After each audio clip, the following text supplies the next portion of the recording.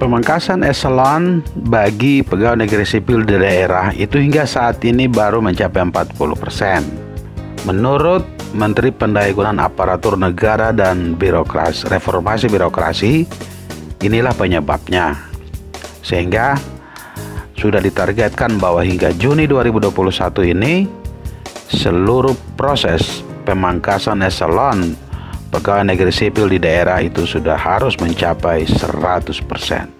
Sebelum kita bahas lebih lanjut, bagi saudara-saudaraku yang belum melakukan subscribe, kiranya dapat membantu kami dengan menekan tombol subscribe dan tombol lonceng agar selalu memperoleh notifikasi apabila ada video-video kami yang kami rilis nantinya. Bagi yang sudah melakukan subscribe, kami menyampaikan terima kasih. Semoga aktivitas Anda, kegiatan Anda selalu sukses. Oke, terima kasih sekali lagi ya bagi yang sudah melakukan subscribe. Semoga aktivitas Anda sukses selalu. Pemerintah telah mencanangkan penyederhanaan birokrasi dengan memangkas eselon dalam struktur kepegawaian itu sejak tahun 2019 yang lalu. Namun, dalam proses itu terjadi berbagai macam kendala karena benturan kepentingan tarik ulur menyangkut kepentingan sehingga proses itu hingga saat ini belum sepenuhnya rampung. Hingga saat ini, itu pemangkasan eselon di instansi daerah itu masih di bawah 50%. Ya, itu karena tadi alasannya bahwa menurut Menteri Pendayagunaan Aparatur Negara dan Reformasi Birokrasi Bapak Cahyokumolo, itu karena adanya pilkada serentak, sehingga di instansi daerah itu disiapkan untuk menghadapi pilkada serentak, sehingga proses pemangkasan eselon di daerah itu belum bisa mencapai angka 100%. Makanya disampaikan oleh Menpan RB bahwa bagi daerah yang baru mencapai 40% atau masih di bawah 50% itu karena adanya pilkada serentak, sehingga itu dapat dimaklumi oleh Kementerian Pan RB. Menteri Pan RB menyebut bahwa Presiden Joko Widodo telah memberikan target hingga akhir Juni 2021 ini seluruh proses pemangkasan eselon di instansi daerah itu harus selesai. Kita lihat saja prosesnya nanti.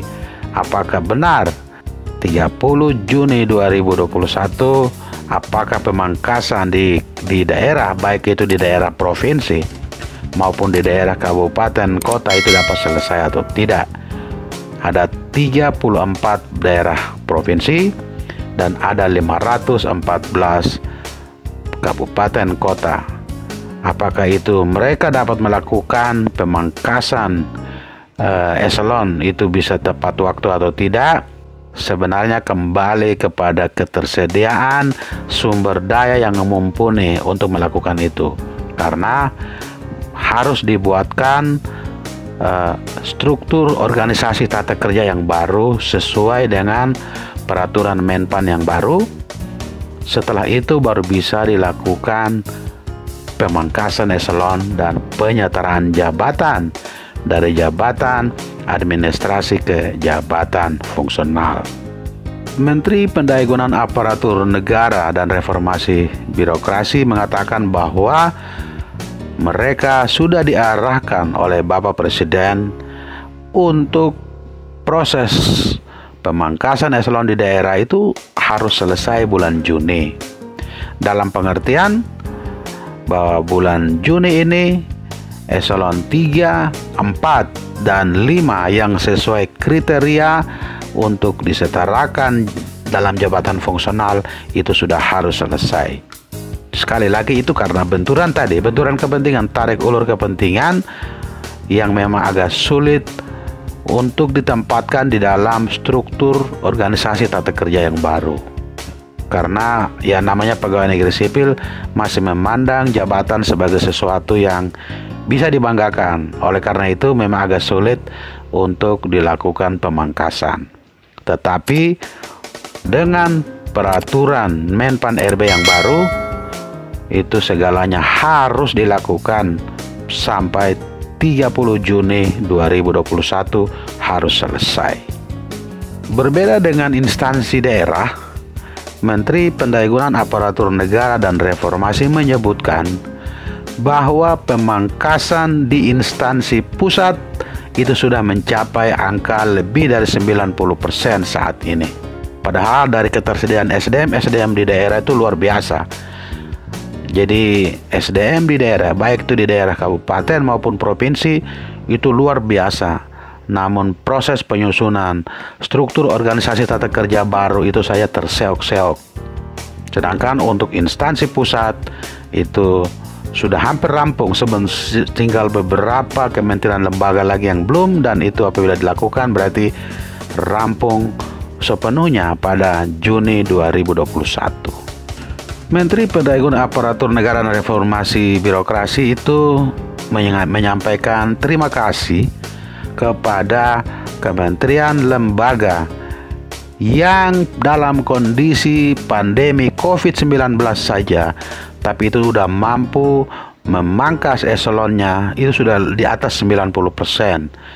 Jadi walaupun dalam kondisi pandemi COVID-19, kementerian lembaga, instansi pusat itu sudah mampu memangkas eselon pegawai negeri sipil, sekaligus penyerahan birokrasi dan penyetaraan jabatan dari jabatan administrasi ke jabatan fungsional itu bisa berjalan. Jadi sebenarnya kalau alasan COVID, pemerintah pusat justru itu bisa mencapai di atas angka 94%. Nanti pada video berikutnya kita akan bicara, ya kan. Jadi di dalam berbagai media online itu disebutkan ada perbedaan antara pemerintah pusat dan pemerintah daerah dalam hal-hal teknis, sehingga itu diindikasikan ada perbedaan dalam proses penyederhanaan birokrasi. Nanti kita lihat lebih lanjut apa sih perbedaannya, sehingga itu menjadi isu yang sangat santer di media online, dan itu sangat sangat membingungkan, sehingga itu pada video berikutnya kita akan bahas tentang hal tersebut. Oleh karena itu, sekali lagi bagi saudara-saudaraku yang belum melakukan subscribe, kiranya dapat membantu kami dengan menekan tombol subscribe sekaligus tombol lonceng agar video-video berikutnya yang kami rilis itu bisa diikuti atau teman-teman bisa memperoleh notifikasi. Terima kasih dan sampai jumpa.